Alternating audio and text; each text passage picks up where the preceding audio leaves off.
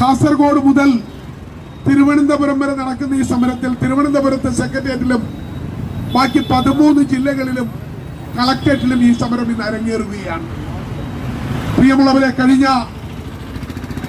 ആഴ്ച 21-ാം തീയതി വിവിധ ആവശ്യങ്ങൾ ഉന്നയിച്ചുകൊണ്ട് സംസ്ഥാന തലത്തിൽ ഈ സെക്രട്ടേറിയറ്റിന് മുന്നിൽ ഡോക്ടർ ഡി സമ്പത്ത് ഉദ്ഘാടനം ചെയ്തുകൊണ്ട് നടത്തിയ സമരം കഴിഞ്ഞിട്ട് ഏതാനും ദിവസങ്ങൾ മാത്രമേ ആയിട്ടുള്ളൂ. DAWFിന്റെ വിവിധ ആവശ്യങ്ങൾ ഞങ്ങൾ ഉന്നയിക്കുകയാണ്. സാമൂഹ്യക്ഷേമ പെൻഷൻ കാലോചിതമായി വർദ്ധിപ്പിച്ച് ഭിന്നശേഷിക്കാരന്റെ ഭിന്നശേഷിത്വത്തിന്റെ തോത് അനുസരിച്ച് സാമൂഹ്യക്ഷേമ പദ്ധതിയിൽ നിന്ന് മാറ്റി ഭിന്നശേഷിക്കാർക്ക് മാത്രമായി പ്രതിമാസ അലവൻസ് ആക്കി മാറ്റുക.